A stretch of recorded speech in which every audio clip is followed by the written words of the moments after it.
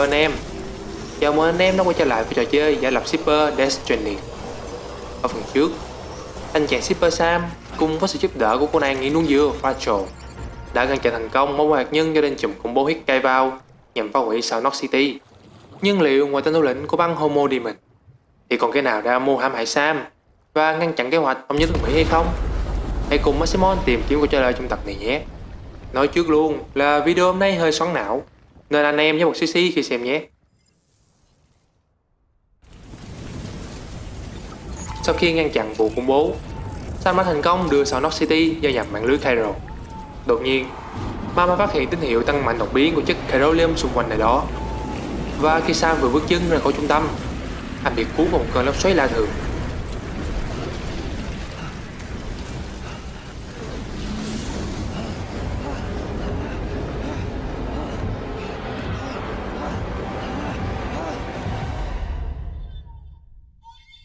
Khi anh tỉnh dậy, Sam nhận ra mình đang nằm giữa một chiến trường hỗn loạn.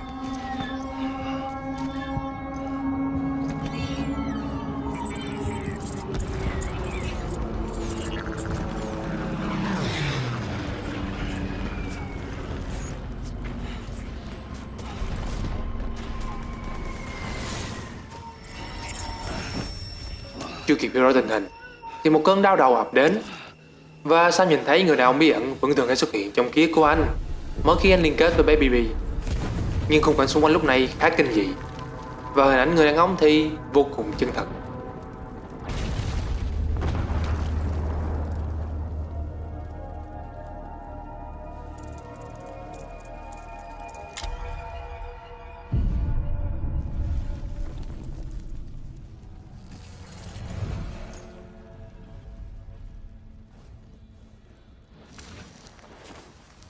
Mong tìm được câu trả lời cho những bí ẩn, anh tìm cách đuổi theo hình bóng ông ta.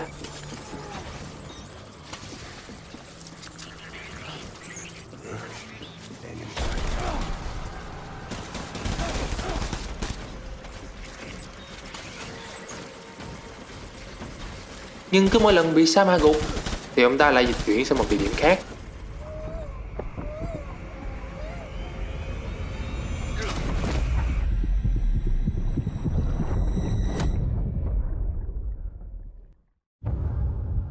Dù rằng rượt đuổi nhau khá gay gắt cho đến lúc Sam bị cuốn trở lại thực tại, anh vẫn không thể nào tìm hiểu thêm được gì về người đàn ông kia. Kỳ lạ hơn nữa, Sam cảm thấy rằng mình đã kẹt ở chiến trường đó cũng phải vài tiếng. Nhưng Mama nói rằng anh vừa mới nói chuyện cùng cô cách đây chưa được 1 phút. Mọi thứ diễn ra như một giấc mơ. Nhưng với những vết cháy sạm, vết máu dính trên quần áo của mình, Sam chắc chắn rằng tất cả đều là sự thật. Nói về cô nàng Mama thì cô vốn là nhà nghiên cứu và phát triển thiết bị qubit. Cô cho rằng qubit hiện đã có một số khuyết điểm cơ bản, và có thể nó là nguyên nhân làm cho lượng Cairolium tăng đột biến trong phút chốc. Cho nên Sam cần đi đến phòng thí nghiệm của Mama ở gần South Knox, với hy vọng có thể giúp cô tìm ra câu trả lời.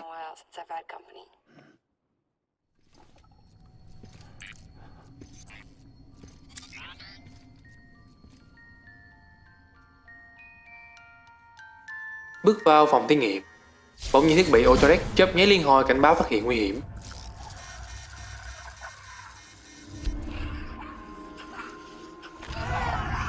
Không ngờ người đầu tiên chào đón Sam lại không phải là Mama, mà là một PT sơ sinh, một em bé, con gái của Mama.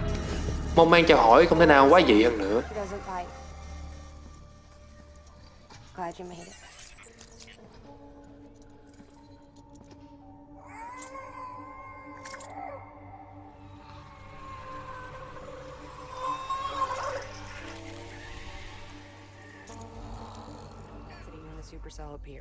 Và dù rằng là lần đầu gặp nhau thật sự, nhưng cô lập tức đi vào vấn đề. Mama cho rằng mọi thứ thật là điên rồ khi cô đọc những báo cáo từ công ty của Sam về chiến trường mà anh đã nói đến. Dường như anh đã bị mắc kẹt ở giữa hai chiều không gian khác nhau. Với những thông tin có được, Mama sẽ nhờ trụ sở chính điều tra kỹ hơn, với hy vọng sẽ tìm ra được nơi mà anh đã được dịch chuyển tới. Còn về qubit thì với những nghiên cứu trước, Mama đã thiết lập để qubit có thể kiểm tra liên tục mức độ Cairolium. Nhưng dường như các qubit của Sam đang bị lỗi, Nếu như tiếp tục sử dụng qubit này để mở rộng mạng lưới, hiện tượng vặn xoắn thời gian không gian như lúc nãy sẽ lại tái diễn. Thậm chí tệ hơn là dẫn đến một vụ nổ Death Stranding khác.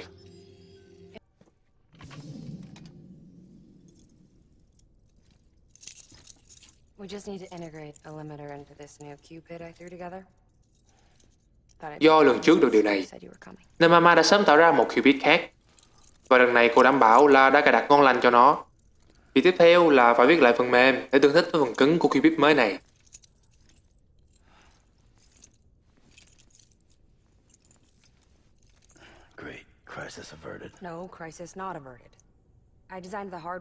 Và người có thể làm điều đó là Lorna, chị sinh đôi của Mama, hiện đang ở Mountain North City.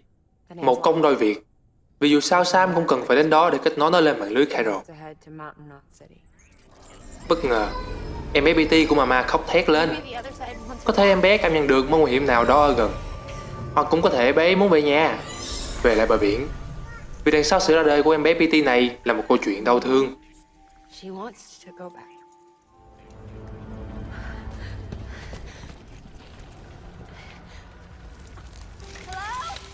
Mọi thứ xảy ra khi Mama đang chờ trong phòng phụ sản, thì bọn khủng bố ập vào. Chúng biến cái bệnh viện trở thành đống hoang tàn, và cô bị đè dưới nốt cành vụn suốt nhiều ngày liền. Cô đã phải uống những giọt nước mưa từ cơn mưa Typhoon để chống chọi với cơn đói khát. Lúc này, cô đã sinh ra đứa bé. Nhưng với tình thế bế tắc lúc bấy giờ, thì cả hai mẹ con đều đã chết khi đứa bé vừa sinh ra. Và nhờ có tiếng khóc chào đời của con bé PT, mọi người mới có thể cứu được thi thể của Mama.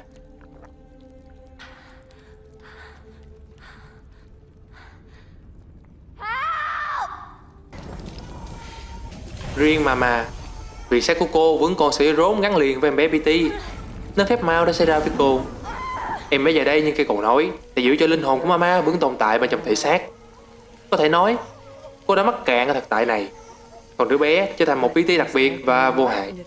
Bằng cách đó, cô vẫn có thể hoạt động như một con người, dù thực chất cơ thể đã rơi vào trạng thái chết. Đó cũng là lý do cô chưa bao giờ khóa cả hai bên của chiếc còng trên tay mình, vì cô không muốn tổ chức biết được sự thật về cô.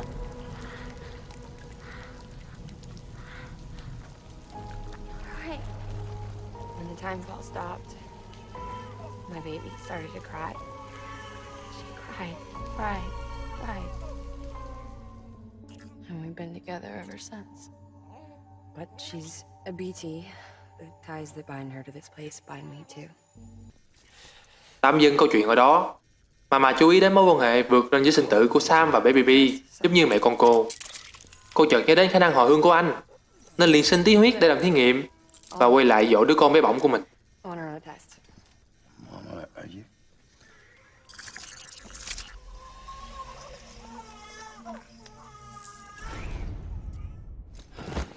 Tranh thủ chạy một vòng để liên kết trung tâm phân phối phía Bắc và chạm dừng chân xong, Sam nghỉ ngơi chờ đợi thông tin mới về máu của anh từ Mama.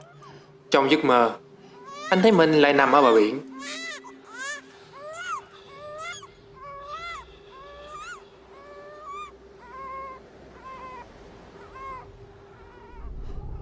Bỗng Amelie xuất hiện, rồi cô bị Hicks hạ sát và giành lấy sợi dây chuyền Kibu.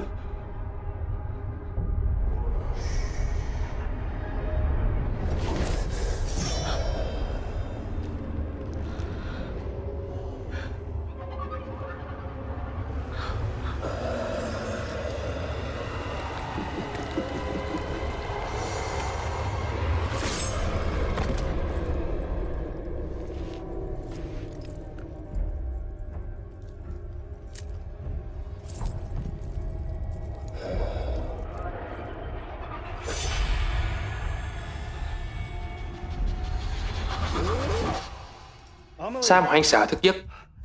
Amelie lúc này xuất hiện bằng ánh ba chiều để thông báo cho anh biết rằng Hicks và đội quân của hắn ta đã xâm chiếm Edge North City.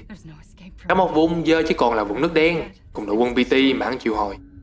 Có thể đây là lần cuối cùng cô liên lạc được với Sam.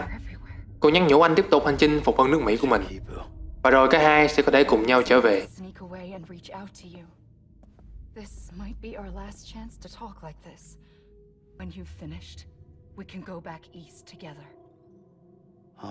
Nhưng Sam nhận ra anh ba chiều của Amelie lúc này không còn đeo sợi chuyền Kibu nữa. Cô cũng không đề cập việc và đến Edge North để cứu cô. Và chẳng những điều mà Sam đã thấy trong giấc mơ là sự thật, rằng Amelie đã bị Hicks giết ở bờ biển. Rốt cuộc, chuyện gì đã xảy ra ở Edgenorth City? Mọi câu hỏi lúc này chỉ có thể được giải đáp khi anh đến được Edgenorth.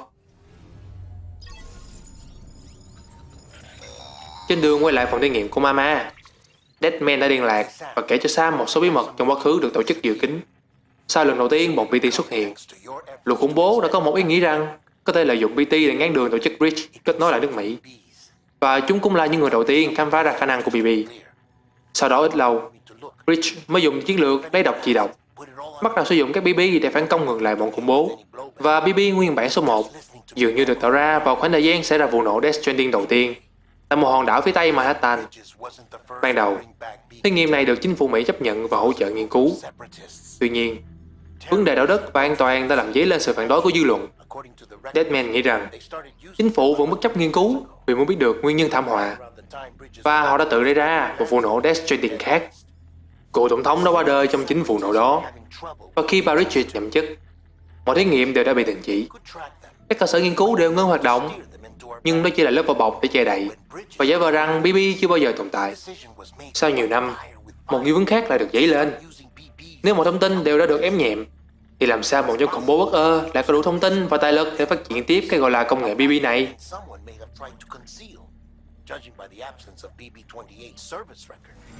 Vào lúc này, Sam nhận được tin là tình hình ở Mountain North đang khá xấu.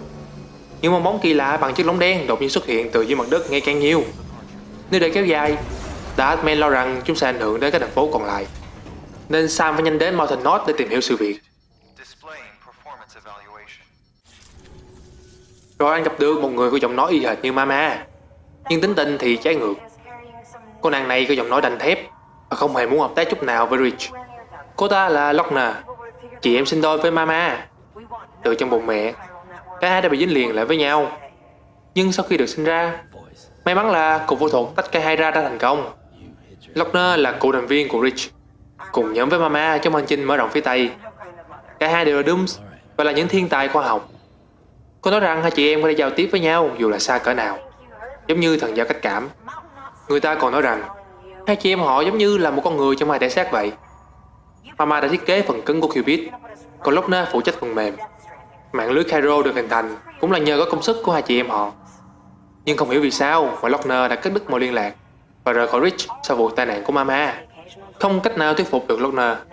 Sam đành phải quay về phòng thí nghiệm của Mama để tìm hiểu nguyên do và hòa giải cho đôi bên. Lochner, hold up, I need to talk to you. You're a technician, right? Look, go home and don't come back. Listen to me, damn it. I need your help.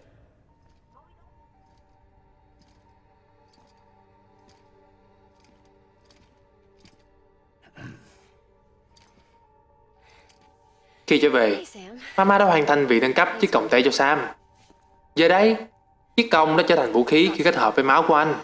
Giải thích một chút, These are your new các anh em có thể thấy các con PT khi xuất hiện đều có sợi dây màu đen phía dưới đúng không? but I've added a weapon. Theo như mình biết, I was able đó là to dây rốn kết nối PT với những người mẹ đã chết ở bờ biển bên kia. Lúc PT nuốt chửng một con người, That's right. cũng là lúc ranh giới của sự sống và cái chết tiếp xúc và phản xoắn với nhau. Kết quả là xảy ra vụ nổ vòi ào. I should Giờ đây, với công tay mới này, These are connected to the Sam đã có thể cắt sợi dây rốn, umbilical cord. làm mất sự liên kết để bọn PT quay về bờ biển. In the matter of our Và không có PT, contact with tức là sẽ không xảy ra vụ nổ vòi ào nào nữa. boom. Void out.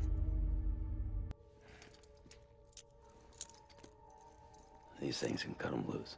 Mama quyết định thí nghiệm nóng phiên bản còng tay nâng cấp này ngay tại chỗ, Yes. bằng cách thử cắt sợi dây rốn giữa cô và em bé PT của mình. Một quyết định có thể nói là tự sát đối với Mama, Super. vì nếu thành công thì cũng đồng nghĩa với cái chết thực sự cho cô.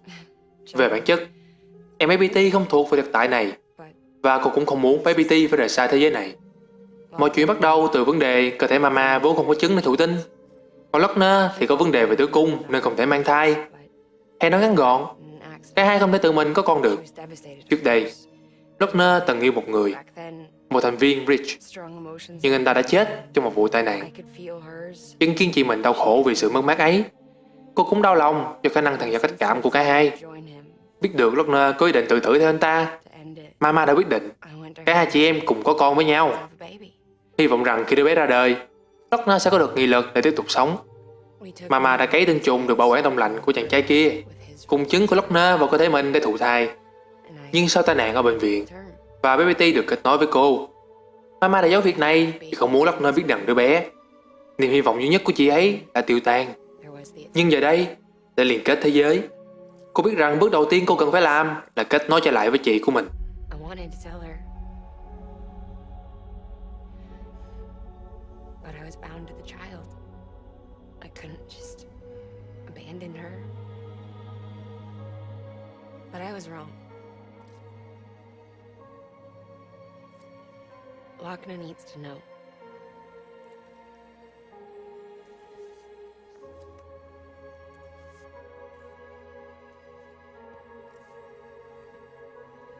You have to break some ties to forge others.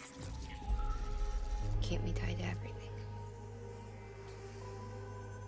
If we're going to reconnect the world, I need to reconnect with my sister first.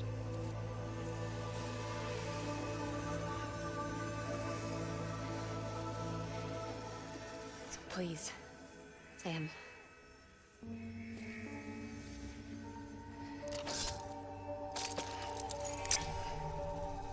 Do it. Sau khi cắt đứt dây rốn và trả lại tự do cho em bé BT, Mama cũng không còn nhiều thời gian. Cô nhờ Sam nhanh chóng đưa cô đến Mountain North để đoàn tụ với Lochner.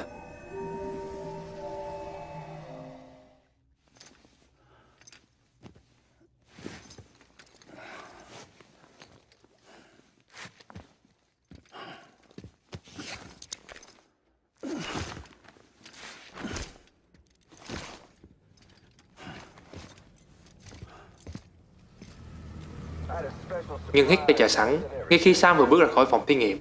But it looks to me like your hands are full. It's no biggie. We can always tweak the rules a bit. Lần này, hắn đã triệu hồi một con BT khổng lồ có hình dạng như sư tử với chiếc mặt nạ vàng để săn đuổi anh.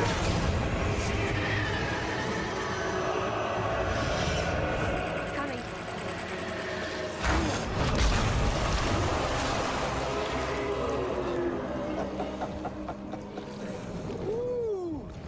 He looks hungry. All you gotta do to make it out alive is not get eaten. Sound like fun? Of course it does.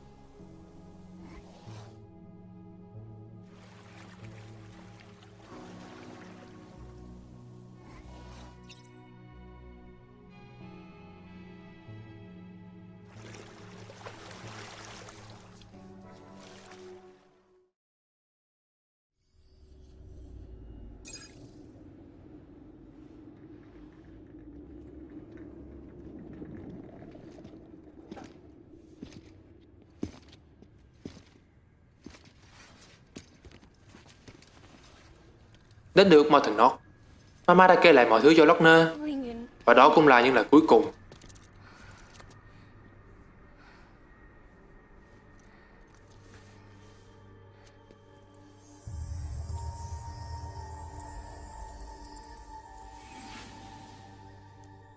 I'm sorry. I'm so sorry. I love you so much. I love you so much. It's good to hear your voice again.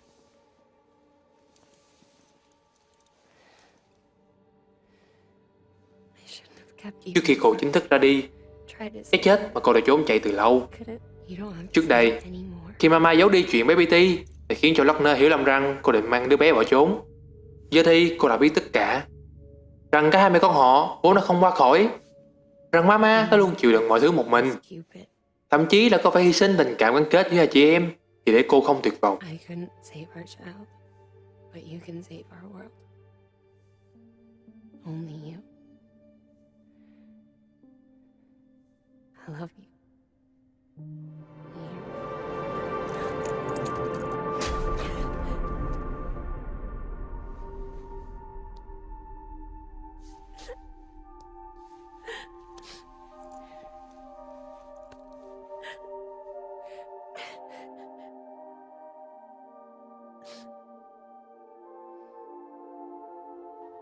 I can hear you. Và rồi, kỳ tích bỗng xuất hiện. We're whole. Linh hồn của Mama đã quay lại sau khi thành phố được kết nối vào mạng lưới Cairo. Và linh hồn cô hòa là một với cơ thể Lochner. Remember? Có lẽ bởi vì từ ban đầu, giữa họ đã có một sự gắn kết vô hình mà không ai giải thích được. Lochner. Khi mạng lưới Cairo hoạt động, cái câu với thế giới đã một lần nữa xuất hiện, đưa cô trở về lại thực tại với người chị yêu quý nhất của mình. Giờ đây, chị em họ sẽ thực sự là hai con người một thể xác như được khi còn trong bụng mẹ. Nếu các anh em để ý, I fixed sẽ thấy một bên mắt của Lochner đã chuyển thành màu xanh dương. Màu mắt của Mama, perimeter should be functioning. đó chính là bằng chứng cho thấy sự tồn tại của Mama bên trong cơ thể Lochner. Trong khi sửa chữa phần mềm trong Qubit của Sam, Lochner phát hiện ra các đoạn mã trong đó đã bị chỉnh sửa. Down to work. Cô nghĩ rằng Mama đã cố tình làm vậy để có lý do quay về với mình. I'm pretty Nhưng sure liệu sự thật có đơn giản như vậy? either that. Các anh em nghĩ rằng thủ phạm phá hoại Qubit để gián tiếp phá hủy kế hoạch liên kết nước Mỹ là ai? Dù sao thì Lochner sẽ không lẫn trốn nữa. Stating it. Cô sẽ quay trở lại phòng thí nghiệm của Mama để tiếp tục hỗ trợ Rich, Say hỗ trợ Sam hoàn thành nhiệm vụ. released. And yet, because of it, I was finally reunited with Lincoln. Could be Đài Hartman lại liên lạc, nói rằng đã có một số thông tin mới về chiến trường mà Sam rơi vào trước đó. Dựa theo ngôn ngữ những người lính sử dụng, những cái tên, các loại đạn, thì đó chính là chiến trường của hơn 100 năm trước. Chiến tranh thế giới thứ nhất.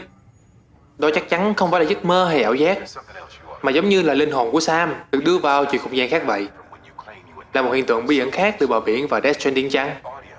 Ông nói nếu như Sam đến chỗ của Hartman, có thể anh sẽ biết được điều gì đó. Bởi vì Hartman là một chuyên gia nghiên cứu về bờ biển.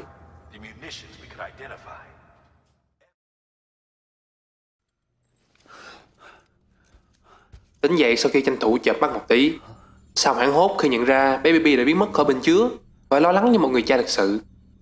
À quên mất là anh đã đặt cho bé một cái tên khá dễ thương là Lou rồi nhé các anh em.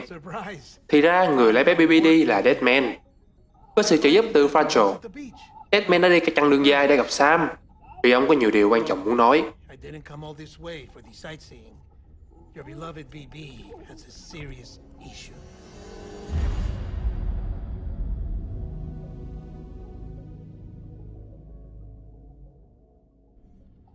You Điều đầu tiên, call me bé Lou của anh có một vấn đề khá nghiêm trọng. Connect BB Như các anh em đã biết, các bé Baby được lấy ra từ các Steel Model, những người mẹ đã bị chết não. Và bé Baby chính là cây cầu nối thế giới này với bờ biển. Nó được tạo ra hoàn toàn như một công cụ, được lập trình với mục đích duy nhất là dò tìm BT. Nhưng Lou là trường hợp ngoại lệ. Từ khi đồng hành cùng Sam, bé đã bắt đầu tăng cân và có thể tự nhận thức được một số thứ. Nó đơn giản là Lou đang trở thành một đứa bé thật sự. Nghe có vẻ là bình thường, nhưng nếu cứ để tình trạng này tiếp diễn, chiếc bình chứa sẽ không còn đủ chỗ cho Lou nữa. Và hậu quả là Lou sẽ chết. Deadman nói rằng ông có một giải pháp. Ông sẽ cắt đứt sợi dây liên kết của Sam và Lou, sau đó dùng cách của riêng ông để liên kết bé trở lại với bờ biển. Nhưng trong khoảng thời gian này, Sam sẽ phải tạm thời tiếp tục hành trình mà không có sự hỗ trợ của Lou. Cũng như có một rủi ro là Lu có thể bị xóa mọi ký ức, Transforming kể cả ký ức về Sam. I'm telling you, it's like a game. Just select retry. Nghe vậy, Sam liền giật lại bé Lu. Hoặc có thể là Deadman đã cố tình làm cho cái nút bình bị bung ra, khiến cái chất dịch trong bình văng đầy người ông. And this is why I hate these things. Nhưng cơ hội đó, ông tháo cả hai cặp còng tay của mình và Sam. Tận dụng lý do này để được tắm cùng với Sam. Một không gian thật sự kín đáo, riêng tư và không bị ai theo dõi.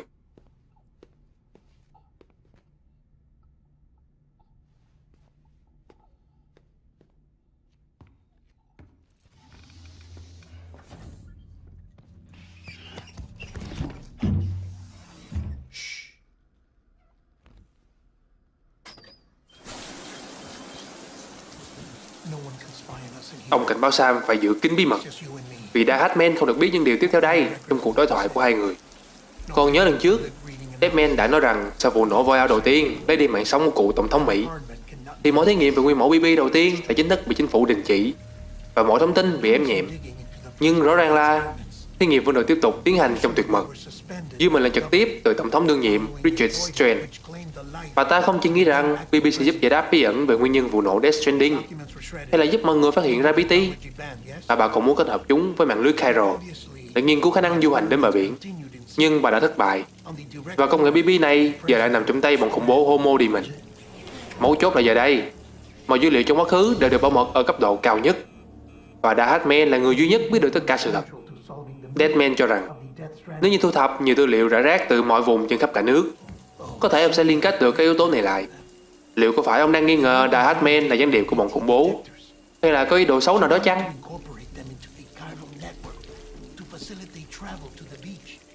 Oh no, you'll be Xong chuyện của mình, Deadman nó sẽ bắt đầu thực hiện ca phẫu thuật cho Lu. Nhưng đồng thời, Sam phải cố gắng đưa các trạm trú ẩn lân cận lên mạng lưới Chiral càng nhiều càng tốt, để làm tăng nồng độ Chiralium, details. từ đó giúp tăng cường sự liên kết của Lu và Steel Mother của bé khi đang phẫu thuật.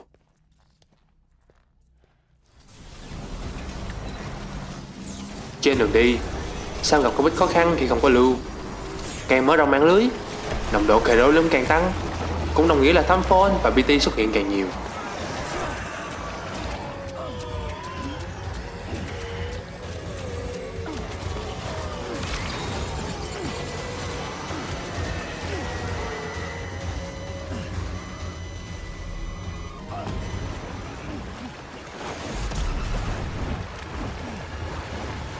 Thậm chí, anh còn chạm chém một con BT sư tử. Nhưng con này tới từ bờ biển, chứ không phải do Hicks triệu hồi ra.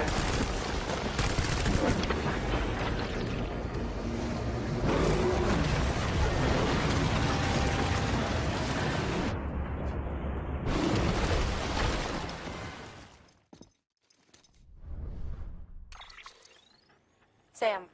Rồi Lochner đã liên lạc với Sam. South Knot City. Cô nói rằng hệ thống lại ghi nhận được hiện tượng tăng Chiralium đột biến đang dần tiến về Mountain Knot. Và dựa vào cách xưng hô, Sam biết rằng giờ đây, Mama và Lochner đã là một. But I can't see it. Not with the naked eye. But the data doesn't lie. Sam, it worked. Sau đó, Deadman cho biết cuộc phẫu thuật cho bé Lu đã thành công. Nhưng trong lúc ông đang tiến hành thêm một số thí nghiệm trong căn chòi trên núi, thì những cơn lốc xoáy Chiralium đã tiến vào trung tâm Mountain Knot, khiến ông không thể trở về được. All that remains is for you to hook it up and take it for a run. Sam cố gắng tiếp cận căn chòi để cứu Deadman và bé Lu của mình.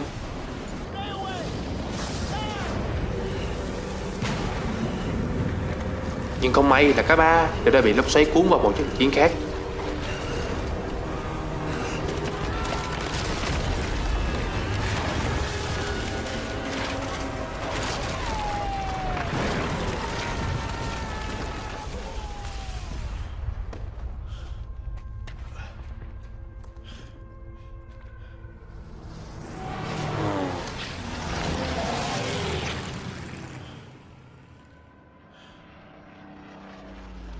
Và lần này, người đàn ông bí ẩn kia lại xuất hiện.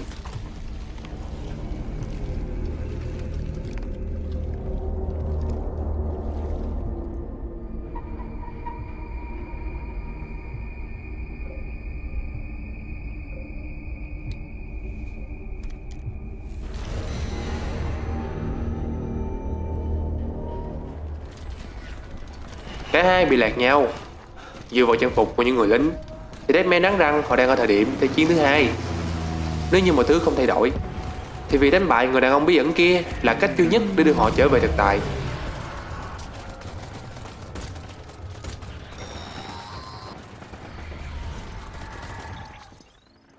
Sam! Deadman lúc này đang rất hoảng loạn Deadman. bởi vì cả kia không nhắm vào Sam God, I got mà mục tiêu là Bellew. Who are you?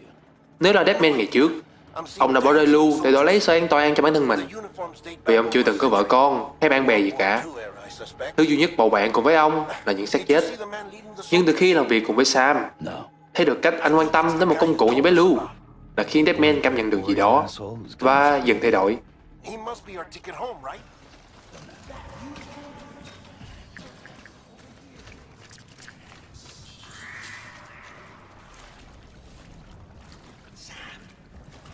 Sau khi ông tìm được Sam, chính anh cũng bất ngờ khi Deadman vẫn còn giữ Bellew.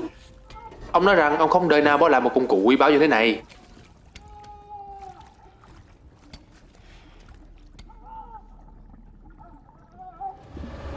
Và rồi, trận chiến với gã bí ẩn lại bắt đầu.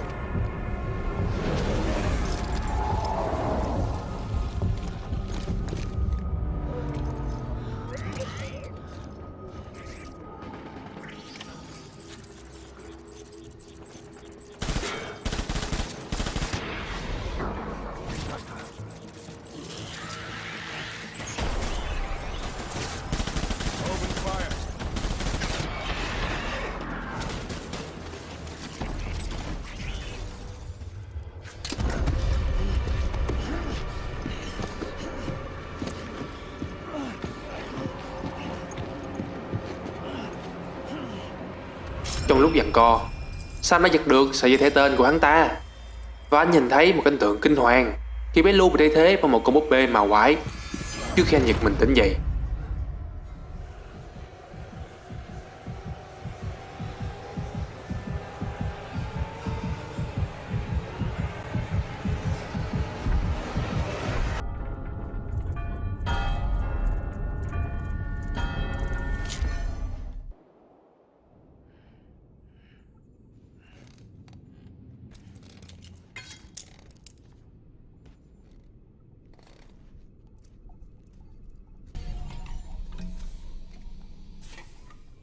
Lou.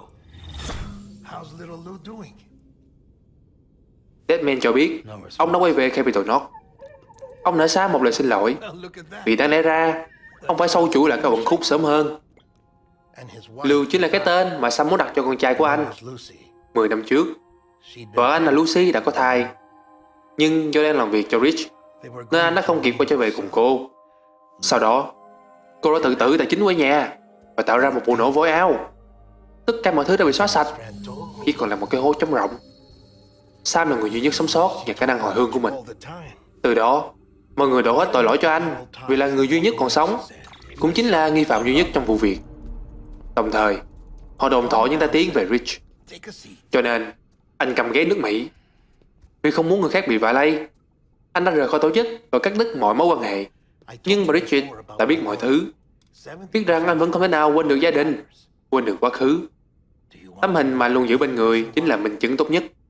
Tìm thấy sự thông cảm cho nhau. Deadman đã mở lòng và kể cho anh sự thật về sự tồn tại của ông. Câu chuyện về con quái vật của Frankenstein, I'm Frankenstein. về việc ông được tạo ra từ những tế bào gốc phân bào. Trong quá trình chế tạo, những bộ phận cơ thể nào không hoạt động thì họ lại thay thế bằng bộ phận của người chết. Có thể nói, ông chỉ là một con rối thịt vô hồn, không có ngày sinh, không gia đình. Ông chỉ là một người chết, giống như cái tên Deadman của chính ông.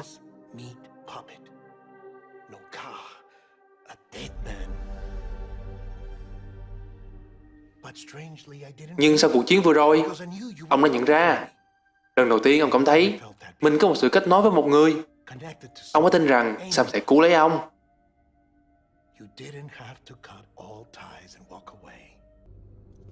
Sau đó, Sam nhớ đến cái thế tên mà mình đã lấy được từ người đàn ông bí ẩn. Hắn ta tên là Clifford Unger, thuộc lực lượng đặc nhiệm Mỹ. Theo những dữ liệu hiện tại, thì hắn đã từng tham chiến ở Kosovo, Iraq và Afghanistan. Nếu là vậy thì vô cùng mâu thuẫn.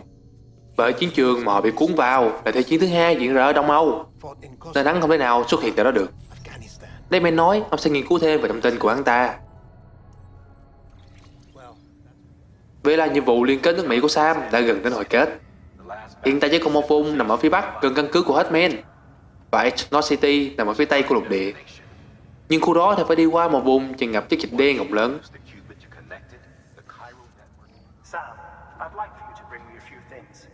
First, the dog tags you took from the Hitman muốn Sam đem thẻ tên của Liv Forenger và thi thể của Mama đến cho anh ta nghiên cứu. Mama's call. Anh ta khá tò mò, bởi thi thể Mama đến giờ vẫn chưa hề có dấu hiệu bị phân hủy. I, for one, would like very much to know the reason why.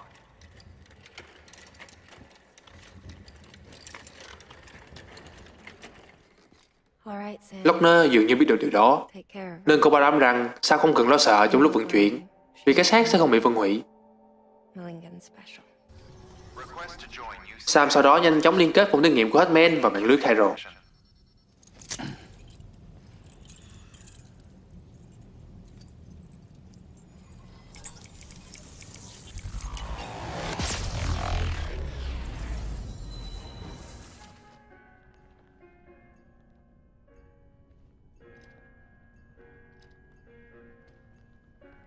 Khi Sam bước vào văn phòng, Hitman đang nằm trên ghế trong tình trạng tim ngừng đập.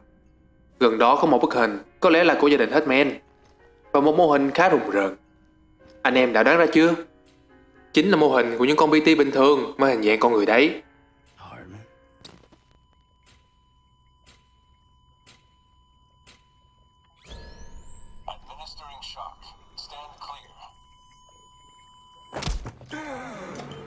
Đột ngột, hệ thống thông báo thực hiện sốc điện tim, làm cho Hitman bất chợt tỉnh dậy như vừa mới chết đi sống lại.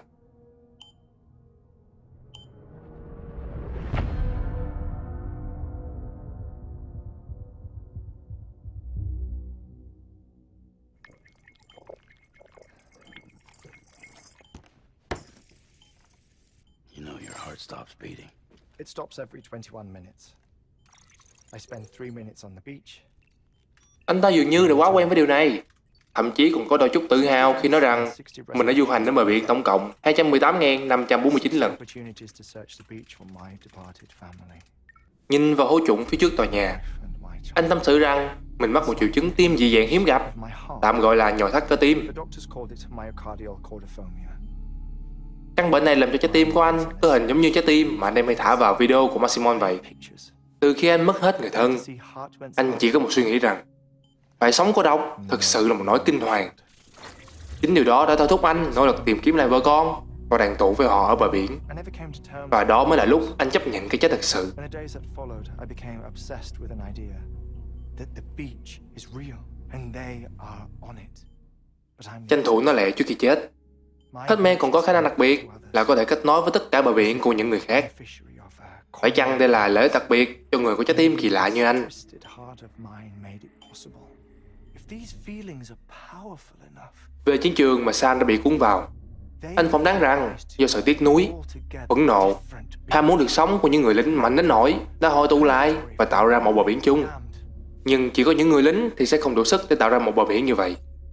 Anh có một giả thuyết rằng Liv Forenger kết hợp với phản ứng của bé Lou như một chiếc xúc tác đã làm cho chiến trường ấy xuất hiện ở thực tại như những cơn lốc xoáy mà anh em đã thấy. Higgs is pulling, Và các bằng chứng đang cho thấy pulling all. kẻ giật dây phía sau việc này không ai khác ngoài tên trùm khủng bố Higgs. I don't know. But evidence does suggest that Higgs brought them here. On the beach, but not in the scene.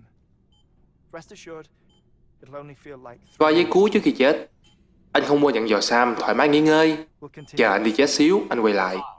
Sam dường như tìm được sự đồng cảm ở Hitman. Cả hai đều mất đi người thân trong vụ nổ, sống nhưng cũng giống như đã chết rồi.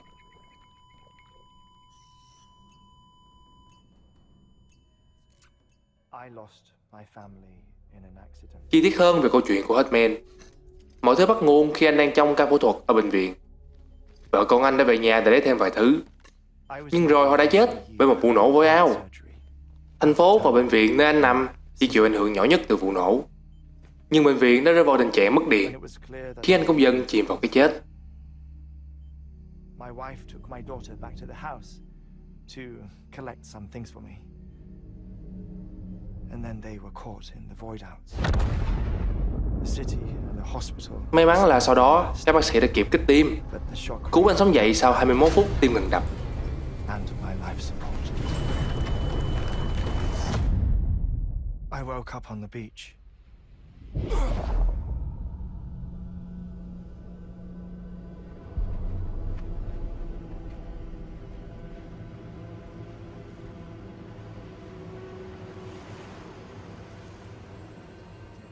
And I was brought back to life by the Kể từ khi ấy, Hitman luôn tuân theo một quy luật, buộc anh phải sống ở thực tại 21 phút, rồi phải đi đến bờ biển trong vòng 3 phút tiếp theo.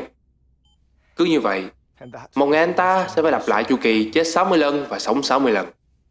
Anh nói rằng đó là 60 cơ hội để anh tìm kiếm gia đình đã mất của mình ở bờ biển, cũng như khám phá bí ẩn về Death Stranding. It defines me. I am Hartman.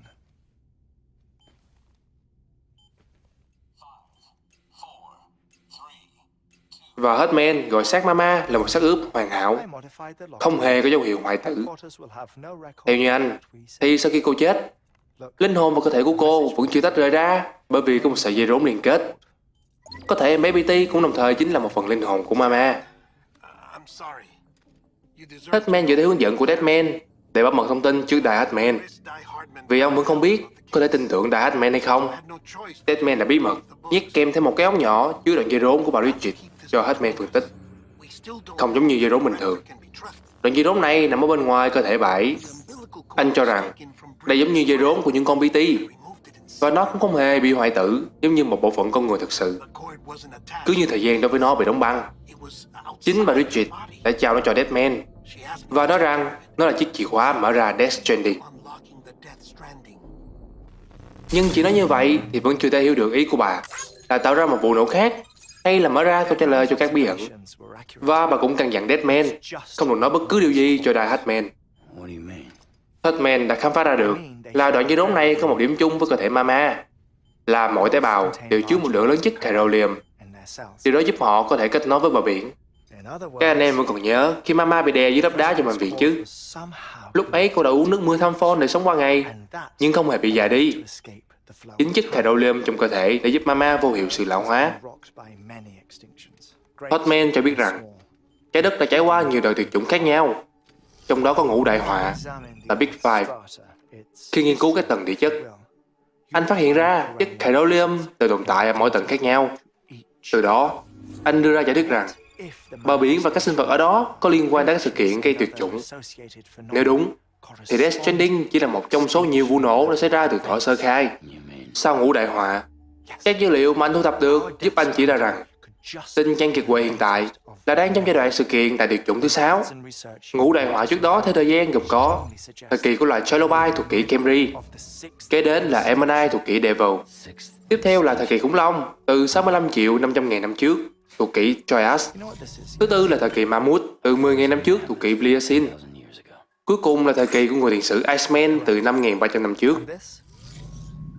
The Iceman from 5,300 years ago. Không chỉ riêng con người, những loài sinh vật trước kia cũng có một sợi dây rốn giống như vậy. Chỉ là chúng không được dùng cho việc sinh đẻ. Tất cả các mẫu vật đều trong tình trạng bị đóng băng thời gian.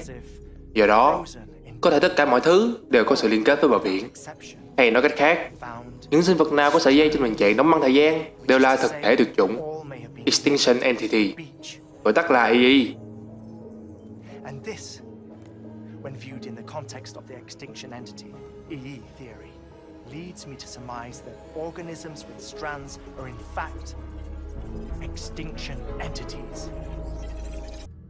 Lúc này đây, họ chỉ có thể phỏng đoán rằng Bridget chính là một EE. Vì nếu như Amelie, con gái của bà cũng sẽ là một EE thì sao? Liệu có phải Higgs bắt cóc cô ấy để có thể tạo ra một cuộc diệt chủng quy mô lớn nữa hay không? Dù sao, mọi câu trả lời đều nằm trong tay Amelie.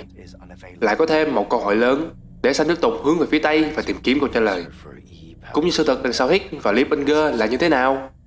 Chúng ta hãy cùng tìm hiểu trong tập tới nhé. Anh em có thể vào group của Maximon để cùng bàn luận. Đừng quên like và subscribe nếu thấy video thú vị nhé. Hẹn gặp lại anh em ở video sau. Is an EE.